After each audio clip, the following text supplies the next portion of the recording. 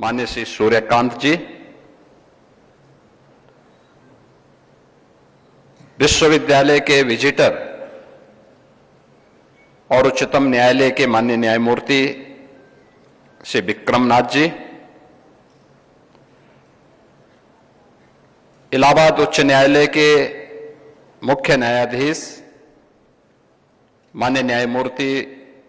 श्री अरुण भंसाली जी,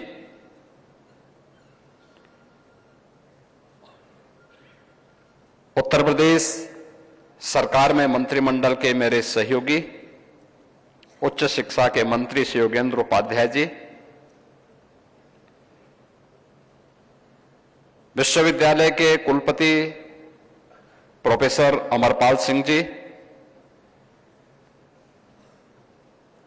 इलाहाबाद उच्च न्यायालय के सभी माननीय न्यायमूर्तिगण,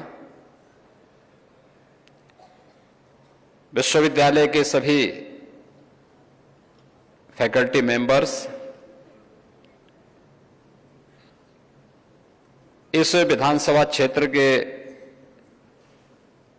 विधायक श्री राजेश्वर सिंह जी और उपाधि प्राप्त करने वाले सभी छात्र छात्राओं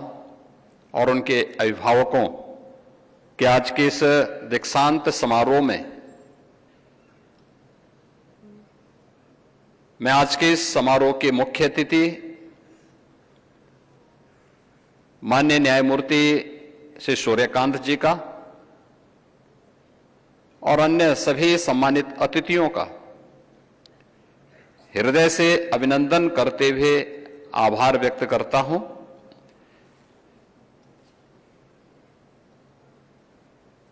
इन सभी उपाधि प्राप्त करने वाले छात्र छात्राओं को, जिन्होंने पीएचडी, एलएलएम, एलएलबी और डिप्लोमा की अपने उपाधि आज इस गरिमापूर्ण समारोह के अंदर भारत की लोकतंत्र के महत्वपूर्ण स्तंभ, भारत की न्यायपालिका के शीर्ष न्यायमूर्तियों के करकमलों से अपनी उपाधि अर्जित की है, इनके लिए इनके जीवन का सबसे स्वर्णिम और गौरवपूर्ण दिन है। इसके लिए मैं इनको हृदय से बधाई देता हूं, इनके उज्जवलमय भविष्य की कामना करता हूं। आपने दीक्षा उपदेश कुलपति doctor Ram Manohar Lohia national law university के द्वारा दिए जा रहे उस उपदेश को सुना होगा, जिसमें उन्होंने भारत की प्राचीन गुरुकुलों की प्रावर्तन समारोह के उस मंत्र को, जो तैत्तिरीय उपनिषद के माध्यम से भारत के हर एक स्नातक के लिए अनिवार्य था, और उसके पहले दो शब्द बहुत महत्वपूर्ण हैं कि सत्यम वद धर्मम चर, यानी सत्य बोलना और धर्म का आचरण करना। भारत की संसद हो या भारत की न्यायपालिका, इसका बौद्ध वाक्य भी धर्मो रक्षति रक्षित या यतो धर्मस् ततो जय, इसी भाव के साथ हम सबको अपने कर्तव्यों के प्रति सदैव आगाह करती है। यह धर्म हमारे लिए जीवन पद्धति का हिस्सा है। उपासना सबकी अपनी अपनी अलग होगी, उसका आस्था का विषय है, लेकिन जो हमारे कर्तव्यों के प्रति हमें निरंतर प्रेरित कर सकें, उस धर्म के बारे में यह दीक्षा उपदेश यहां पर आप सबने प्राप्त किया है। यह मेरे लिए महत्वपूर्ण है कि हम चतुर्थ दीक्षांत समारोह में आज यहां पर इस लॉ यूनिवर्सिटी के जिसकी अपनी एक प्रतिष्ठा है, यहां के इन सभी उपाधिधारक छात्र छात्राओं को हमारे मुख्य अतिथि के कर कमलों से उनकी उपाधि प्राप्त हुई है। हम सबके लिए यह जानना बहुत आवश्यक है कि किसी भी लोकतांत्रिक व्यवस्था में एक सुदृढ़ न्यायिक व्यवस्था का क्या योगदान है। और मैं हमेशा इस बात को मानता हूं कि न्यायिक व्यवस्था जितनी मजबूत होगी, सुशासन के लक्ष्यों को प्राप्त करने में उतनी ही आसानी होगी। सुशासन के उस लक्ष्य को प्राप्त करने के लिए, जैसे आप प्राचीन काल में राम राज्य कहते थे, जहां पर किसी भी प्रकार का भेदभाव के लिए कोई स्थान नहीं, उसकी योग्यता, उसकी क्षमता और समाज के प्रत्येक तबके को समान रूप से व्यवस्था का हिस्सा बनने में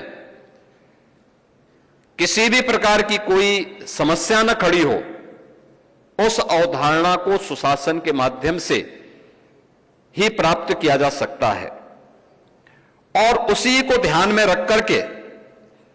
आज हम सब लोगों ने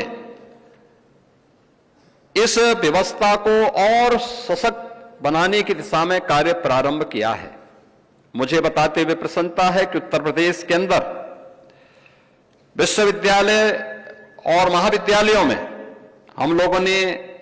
छात्रों को डिजिटल प्लेटफॉर्म्स, ई कोर्ट प्रणाली, अल्टरनेटिव डिस्प्यूट रेजोल्यूशन और साइबर लॉ जैसे उभरते हुए क्षेत्रों में भी प्रशिक्षण की विशेष व्यवस्था की है। आर्टिफिशियल इंटेलिजेंस और डिजिटल एजुकेशन की उपयोगिता आज के परिप्रेक्ष्य में कैसे आगे बढ़ सकती है, यह और उत्तर प्रदेश के अंदर जो हमारा न्यायिक प्रशिक्षण और अनुसंधान संस्थान है, उसमें भी नए हॉस्टल, स्पोर्ट्स कॉम्प्लेक्स और आधुनिक प्रशिक्षण कक्षों के निर्माण को भी वहां पर कराया जा रहा है। न्यायिक अधिकारियों, प्रोसिक्यूटर्स, पुलिस और प्रशासनिक अधिकारियों का भी निरंतर प्रशिक्षण और उनके स्किल डेवलपमेंट के लिए भी सरकार पूरी प्रतिबद्धता के साथ कार्य कर रही है। यह हमारे लिए गौरवशाली है कि इस देश ने आजादी के अमृत महोत्सव वर्ष के उपरांत अमृत काल के प्रथम वर्ष में 3 नए कानून, जिनकी धारणा ही न्याय है, उसे लागू किया है। ये 3 नए कानून भारतीय न्याय संहिता,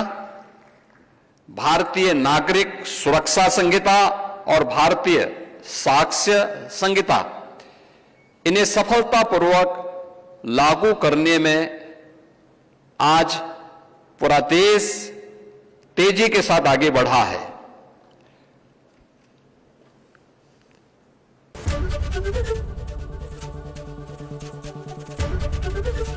एबीपी गंगा, खबर आपकी, जुबान आपकी।